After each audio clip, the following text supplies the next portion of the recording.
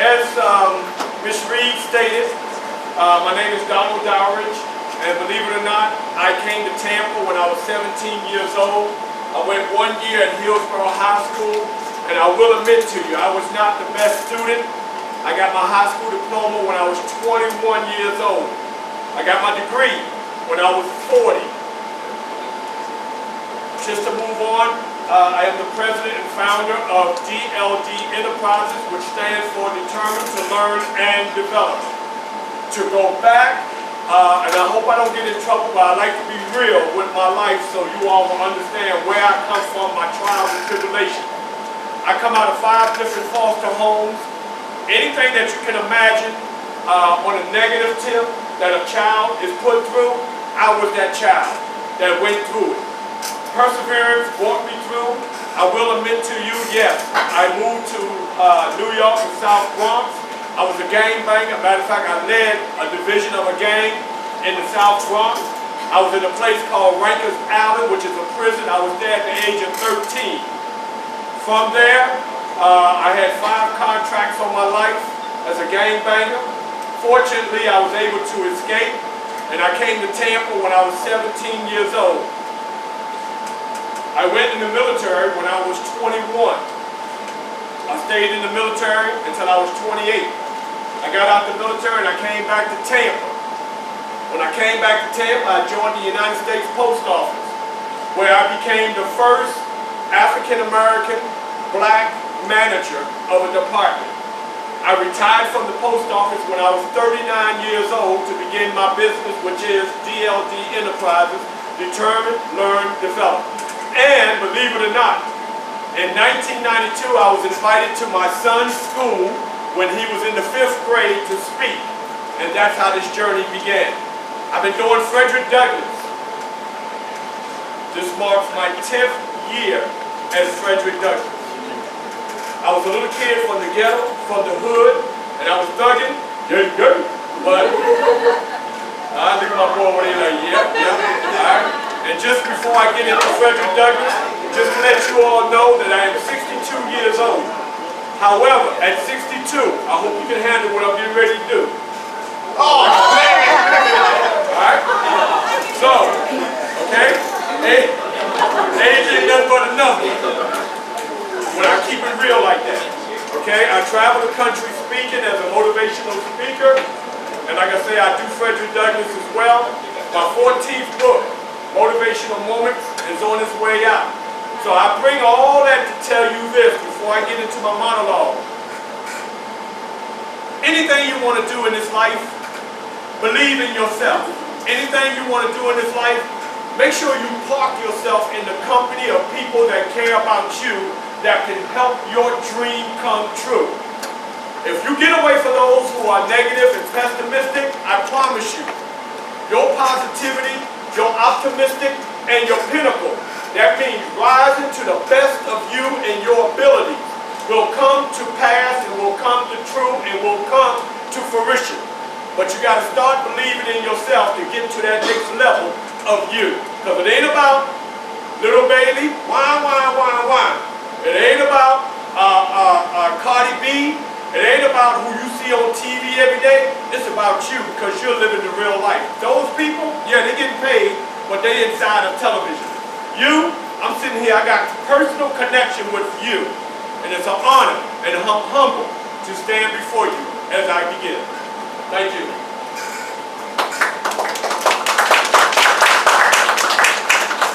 I stole these hands, I stole these feet.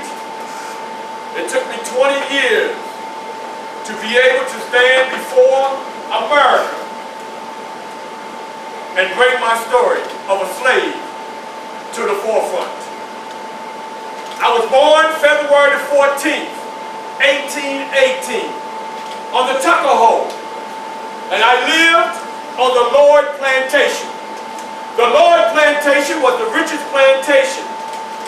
Why? Because they had 500 slaves. The Lloyd Plantation was located in Maryland, and I was born there. My mother, Betty Bailey, believe it or not, 3 times a week She would come 12 miles with no shoes on, through the woods, in the pit of the night. And not only that, if she was not back on that plantation the next morning, she would get whipped. But she would come 3 times a week, 12 miles to come and see her little Valentine. That was me. I was born Frederick Augustus Washington Bailey.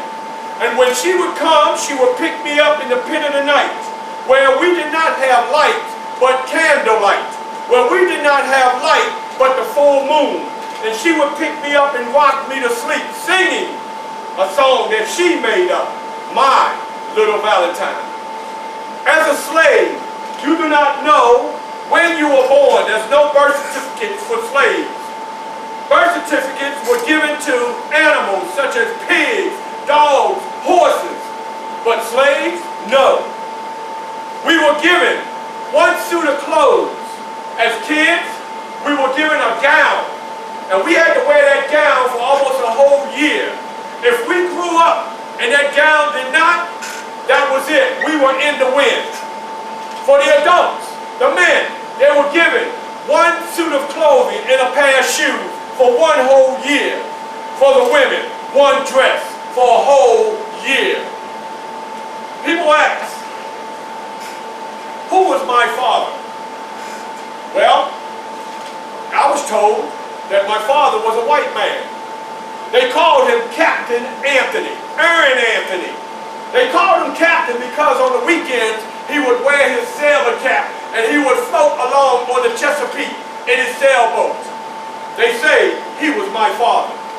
Well, just because he was my father, it did not ease the pain upon me. My grandmother, Harriet Bailey, who I loved so dearly, I hung out with her most of the time until that one treacherous day where she and I took a 20-mile walk. Sometimes she would carry me in her arms. Sometimes she would have me on her back. And she took me where I was introduced to an aunt. Unfortunately, this aunt that I was introduced to was very mean. She would not let me eat. She would make me sleep outside. And I would cry. I would cry. I would cry. Because I wanted to get away. Well, on this day, when my grandmother took me to this plantation, she told me to go out and play with the other kids.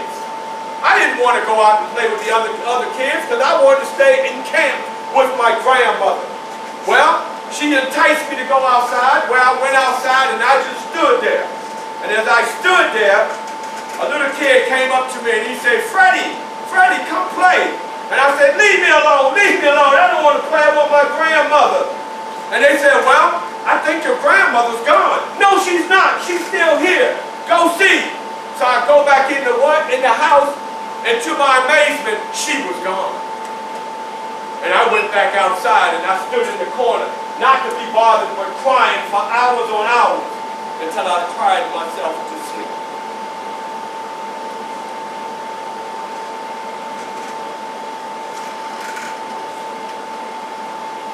One night when I was asleep, I heard a loud screeching sound. It scared me. So I got up to go see what this sound was. And when I arrived to see what this sound was, and I looked, it was my Aunt Hester. My Aunt Hester strung up as such, with her back wide open where Master had tore her clothes off. And Master, he's whipping her. And every time that whip would hit her, blood would splatter and would bring chills to me. And I heard my master tell Aunt Hester, don't never let me see you with that other slave again. Well, the other slave that he was talking about was Ned. Ned lived on another plantation. Ned, he liked my aunt. But my master also liked my aunt. So he whipped her, and he whipped her. And the louder she screamed, the more he would whip her. Don't never let me see you with that other slave again. Don't never. And she would, ah! And it scared me so much, it just had me shaking.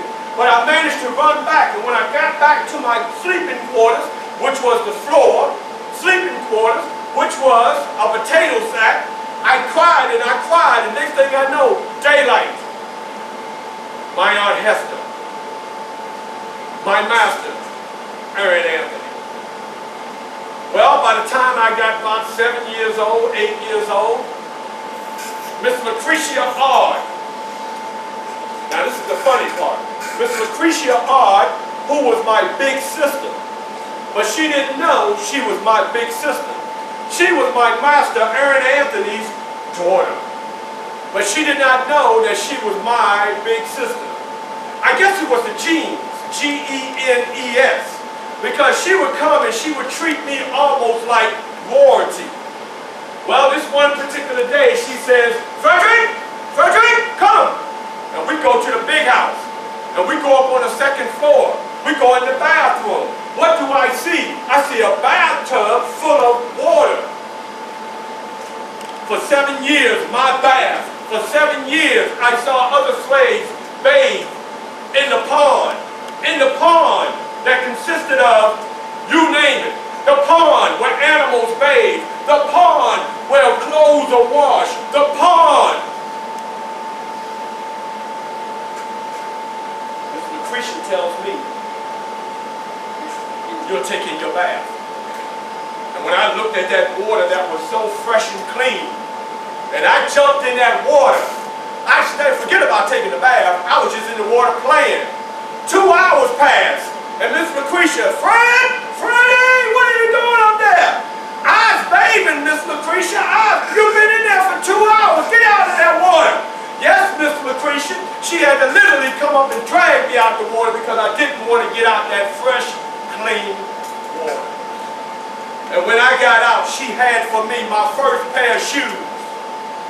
When I got out that water, she had for me my first pair of pants. When I got out that water, she had for me a nice, fresh shirt. And once I put all these garments on, and she took me down to the carriage that was awaiting. And I got in the back of that carriage, and all I know is the carriage started moving forward. And when it got to this house, and I looked up, we were in Fales Point, that's what they called it. And believe it or not, to this day, Fales Point still stands in Baltimore. Well, when I got off that carriage, and I started walking to the house, there were 3 white people standing at the house, in front of the door. There was a lady, there was a guy, a man, and there was a little boy. Well, believe it or not, the closer I got, the more I put my head down. Because we slaves are not allowed to look white folks in the eye. And when I got up close enough, I walked towards the lady, Mrs. Sophia Ard. And she said, Freddie, look at me. With my head down, I said to myself, that lady must want to kill me. I ain't looking at her. And all of a sudden, as I got close enough, and then she put her hand out, and she put her hand under my chin, and she began to lift my face up. As my face come up, I come up as such. And she said, Freddie, open your face, open your eyes, open your eyes. And I'm still thinking, this lady must want to get me killed. I'm not going to open my eyes. And she said it one more time, and I could breathe, I could feel her breathing on me. That's how close she was. And as I opened up my eyes, I see her big blue eyes. I see her red rosy cheeks. And I see a big layer of white teeth. And she says to me, welcome home, Frederick. This is your home. And she steps away from me. And Mr. Hugh Ard stepped before me. And he looks at me as I drop my head immediately. He said, Frederick, you're here to take care of little Freddie. That's who you're going to be taking care of. You're little Fred, you're little Tommy's slave. And I was like, yes, master. I was his slave, master. And Tommy came over to me and he took my arm. And he lifted up, and as he lifted my arm up, he began to shake my little hand. And we went in the house. Well, I have you know, as I stayed there, Miss Sophia, she was not treating me like a slave. She was treating me like I was her son. She had issues reading, and guess what she would do, everybody? She would have me come in the living room. And as I come in the living room, Freddie, come here, Freddie. I run to her, and I get ready to sit on the floor. She said, no, sit on the couch. And as I sit on the couch, she would read to me, maybe the Bible one day, maybe the newspaper another day, and maybe the ABCs. Well, on this particular day, we read the ABCs. Who comes in the door? Boom! is Master Hugh on. And he sees what's going on, and he lashes out. He says, Sophia, don't you be in there teaching those slaves how to read. You teach those slaves how to read, then they're going to want to take over. And she looked up to him and said, but Hugh, I didn't know. And he said, well, don't do it again. And then he makes his way over to me. And when he gets in front of me, I drop my head and he says, Freddie, you're not here to read. Don't never let me catch you reading again. You understand me? Yes, Master. I'm never going to read, Master. I hate reading, Master. Reading's bad, Master. I have you know that's what came out of my mouth. But in my mind, he had opened up a whole new avenue of reading. So that meant that every time afterwards, I was trying to get my hands on a book. And I'll let you know that. Tommy went to school. When Tommy went to school, Tommy had books. Tommy would bring the books home and put them up in his room. Well, when the family leave out, guess what I would sneak up to? I would sneak up to the what? To the room. And when I got up to the room, you know what I would start doing? I would start reading. And he also had a cursor machine to help you learn how to write your name in cursive. Oh yeah, I was sneaking and educating myself. And I will let you know also that Master Hugh and family, they would have me go to the store. Yeah. And guess what? They would pay me to go to the store. The question to you all, how much you think they would pay me to go to the store? Anybody? Take a guess. Don't be afraid. How much? Go ahead, big man. Huh? How many? Like a couple cents. Couple cents? No, how much? Anybody? $1? Whoo, I wish. One more. Who? Who said it? I heard it over here. Say it. Don't be ashamed. You said it when it said it. Go ahead. I like when everybody, when they yell, they be like, I ain't saying nothing. Alright? Hey, big man, right on, bro. Right on. Don't be scared. Look, he's looking all around. Alright? But he's right. They paid me a penny to go to the store. And not only that, before I left the house, I would go in the kitchen. When I got in the kitchen, I would get bread. And I would break that bread up and put it in my pocket. And guess what I would do? I would skip to the store. And when I got to the store, there were white boys at the store hanging out. Yeah. And guess what? They were hungry. I was hungry. They were hungry for food. Guess what I was hungry for, y'all? Knowledge, education. So what happened is, I would trade off with them. I would give them a piece of bread, they would give me some knowledge. For instance, I would ask them, I said, how do you spell hat? They're like, oh, Freddie, stop playing. No, how do you spell hat? I give you a piece of bread, and they're like, H-A-T. They're like, get out of here, you don't spell hat like that. H-A-T. Well, spell it again since you so smart. H-A-T. Now, the reason I would have them spell it 3 times, because the first time, it would go to my frontal lobe, the top of my brain. The second time, it would make its way, start making its way. The third time, it would hit my membrane. Now, I know how to spell hat, H-A-T. And what I would do, I give them a piece of bread. And I go on about my way, making it on back to the house. Well, as time passed on, Master told Miss Sophia, I'm probably about 16 years old now. He tells Miss Sophia, you know that Frederick, he's getting to be a little smart for himself. He's not talking like a one slave. I think he's been playing around reading because he's speaking good vocabulary. Well, what they did is they sent me out to another slave master. This slave master by the name of Master Corvette. They called him the Snake. They called him the Snake because it was hard to get over on him, and he knew everything a slave was supposed to do out in the field because he did it himself. Well, one day, while we was out fanning the mill, I got a pain in my side. So while I'm out here picking up the hay, one slave over here, he said, Freddie, you better pick that slave up. You know Master Corvette is a snake. He'll be right there. So I picked it up, but then when I picked it up, I moved, I fell again. Then I got a serious pain in my side. So while I'm looking down, I see Master Corvette standing over me. And guess what, y'all? I fell into his bait. Because he said, Frederick, what's wrong? I say, Master, I was hurting in my side. Where you hurting at, Frederick? Right here. And when I said right here, he kicked me in my side. And then he got a switch, and he started whipping me with the switch. And as he whipped me with the switch, I started bleeding. Right then, the pain and everything, I got up and I ran. I ran for 7 straight miles back to Master Huard's home. And when I burst through the door, I said, Master, you must move me because they're trying to kill me.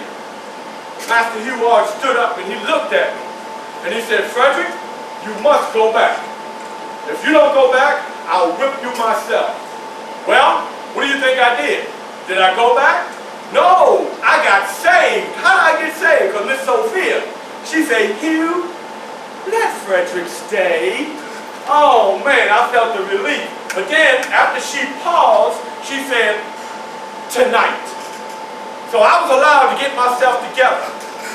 But the next morning, Saturday morning, when I'm coming down the stairwell, guess what I'm smelling, y'all? I'm smelling food. Breakfast, thank you over there. I'm smelling breakfast. And guess what?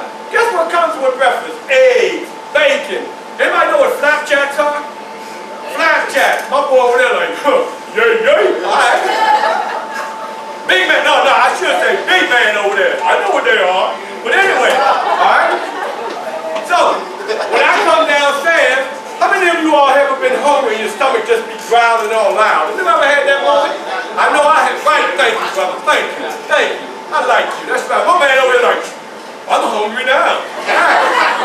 So anyway, all right? I'm coming down the stairwell. I couldn't even hear myself coming down the stairwell because my stomach was growling so loud. When I got down to the kitchen, Miss Sophia and Master Huard, they down at the table. So I come down and I put my hand on the chair. About to what? Sit down. But Master, right away, he said, Frederick. So I ran. And as I ran, I got back to the plantation. I want you to notice my right leg. When I got back to the plantation and I'm clambering over the fence, guess who's coming? Master Corvée. Guess what he got in his hand? A whip. This right leg, I took that bad boy back off and I dashed. And I came back 2 hours later, attempting to come back to the plantation, this same white leg. I put it back over there. Here he come again with a whip in his hand. I took that bad boy right here, back across the fence, and I ran. But this time, when I got out in the woods, I ran across a free slave who lived out in the woods with his wife. He invited me in. I slept the night. The next day, he woke up. He said, Freddie, come go with me. We go out in the woods. He started digging like a dog. And he gets so far down, and he pulls up a rabbit foot. And me, I'm curious. What is he going to do with that? So he tells me, he said, Freddie, if you don't want that mean master to beat on you again, take this rabbit foot and put it in your right pocket. I guarantee you he'll never touch you again. I'm like, no, I don't believe in superstition. He said, all right, I'll tell you what, go back and get the whip. I said, all right, I will. I took that rabbit foot, I put it in my right pocket. And when I went back Sunday morning, get ready. Sunday morning, I go back. And I put my right leg over the fence. Who's coming again? Master who? Corvée. What he got in his hand? Nothing. When I come across, he takes me and he's like, Frederick, welcome home. We miss you. Take the rest of the day off. I'm thinking to myself, wow, this rabbit foot really worked. So all of a sudden he says, I want you to tomorrow morning, which is Monday, I want you to clean out the barn. I'm like, yes, master, I clean out the barn. Well, I took the rest of the day off, relaxed, but that next morning, Monday morning, he said, Frederick, please go to the barn. I'm in the barn, cleaning up the barn. And all of a sudden I noticed the door open. It's Master Corvée with that whip. And as he approached me, he slinged the whip and it wrapped around my what? Ankle. And he started putting it. But thankfully, I had enough nerve to lean down and grab the whip and tie it around my what? He said arm, wrist, however you wanted to be. And as I tied it around, I snatched it and I started pulling him towards me. And as I pulled him towards me, for 2 hours, we battled. And master said, Frederick, you must want to die today. I said, well, I guess I'm going to die today, but you ain't going to whip on me no more. When it was all said and done, oh, let me tell you, all right? There was a slave, because master started screaming and hollering. So a slave came in, and he said, get Frederick off me. You know what that slave did? He touched me. And when he touched me, I kicked him. He ran out the door. All of a sudden, another slave comes, but this one, he opened up the door and he looked in, such as. And then he ran out. But then there was another slave, a young lady, she was big and burly. And he said, come get Frederick off me. I have you know, in the midst of us battling, I'm praying to myself, please don't come over here. Because she would have came over there, she was going to beat me down. And guess what she said? She said, Master, that ain't my problem. That's you and Frederick. I'm not getting in the midst of that. And guess what she did? She slammed the door and went on about her way. And that's when I did what, man? What I did? Bam! I got happy. And next thing I know, the question is, who stayed down or who got up? Anybody? You got up. Frederick got up. I got up. And I have you know that when it was all said and done, maybe about a week later, I did something I shouldn't have done. And Master came to me, he said, Frederick, you better be glad I don't feel like getting on you today. And I said to myself, you don't want none of this. You better walk on by. And that's what he did. And you know what he didn't do? He didn't go out and tell the other masters that he got whipped. Because he was known as the toughest slave master around. So he didn't want his reputation to be hurt. So he kept it silent. I stayed on that plantation for another 6 months. He never touched me. But I have you know, though he didn't touch me, he beat the other slaves, and it hurted me dearly to see that happen. Well, after my 6 months is up, I got sent to another plantation, Master Freeman. Everybody say Freeman. Yeah, and Master Freeman, I let you know, he let us do what we wanted to do, more or less. After we did our work out in the field, that night was ours. Well, you know what I was doing? I was holding meetings out in the woods with maybe 20 to 30 other slaves. Slaves from the age of 7 all the way up to 50 years old, teaching them how to read. Well, in the midst of the reading, there was one slave, we called him Judas. You know why we called him Judas? Because he ran back and told the slave master, Frederick out there teaching them slaves how to read, you need to go whip them. So that's what they did. They came in with whips, stones, bricks, and everything, and they beat us. And they took me to jail. But the beautiful thing was, when they took me to jail, I was happy. You know why I was happy being in jail? Because I got a bed. You know why I was happy in jail? Because I got 3 meals. You know why I was happy in jail? Because I got a chance to clean up. That's why I was happy. But I could hear the slave masters outside, Frederick, we're going to kill you. I'm going to buy you and I'm going to kill you. That's what I'm going to do. Now, as big and muscular as I was, they could get $1,000 for me. But in the midst of it, here come my master, Hugh Ard. And guess what he did? He captured me and he took me back to his plantation. And he taught me a trade. He taught me how to build ships. And he said, Frederick, you can go out and you can get a job. He let me go out and get a job. And my first job, they were paying me $6 a week. I had to take that whole $6 and give it to Master. Master felt guilty. So guess what he gave me? He paid me out of the $6. How much you think he paid me? How much? No, how much? 50 cents. Anybody else want to take a chance? Penny? He paid me 6 cents out of the $6 because he was feeling guilty. Well, eventually, I wound up getting another job. This job was paying me $10 a week. Well, guess what, y'all? I took the $6 and I gave it to Master. Master gave me a raise. How much you think he gave me a raise? Take a guess. How much? No, 25 cents. But guess what? As far as I know, 6 and 4 equals what? 10. You know what I did with the other $4? I took those $4 and I hid them. I gave Master $6 plus he gave me 25 cents. So as time moved on, September the 3rd, 1838, I took all those $4 I had saved. I met my beautiful wife. There she is right there on the green board. The lady at the top.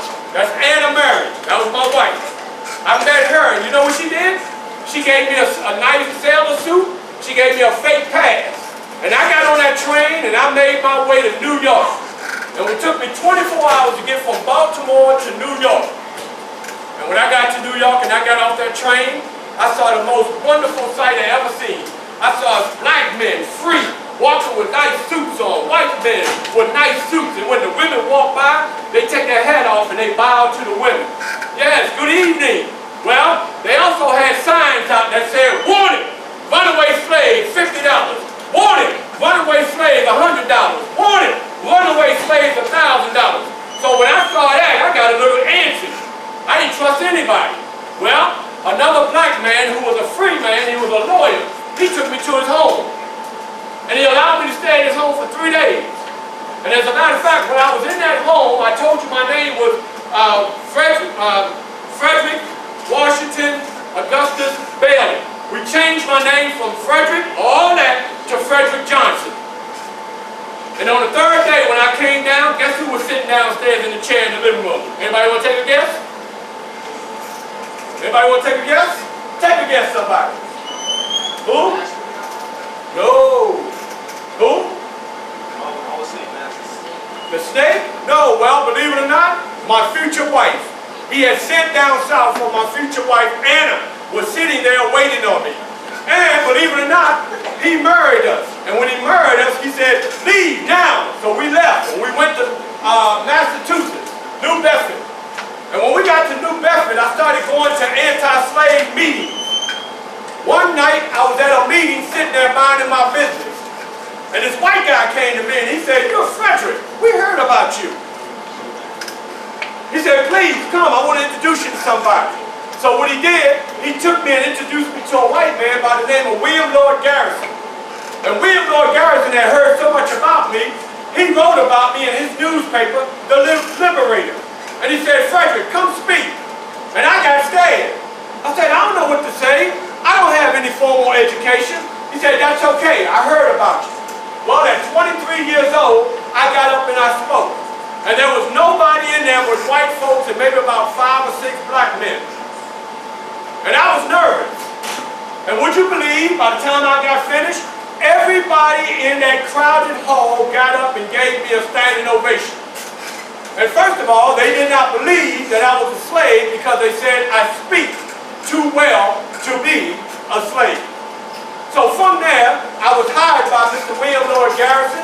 I went on a 6-month speaking tour with him, talking about slavery, how to get rid of slavery. And from there, I wrote my first book in 1845. The name of my book is The Narrative and Life of Frederick Douglass. You can go online and you can find that book.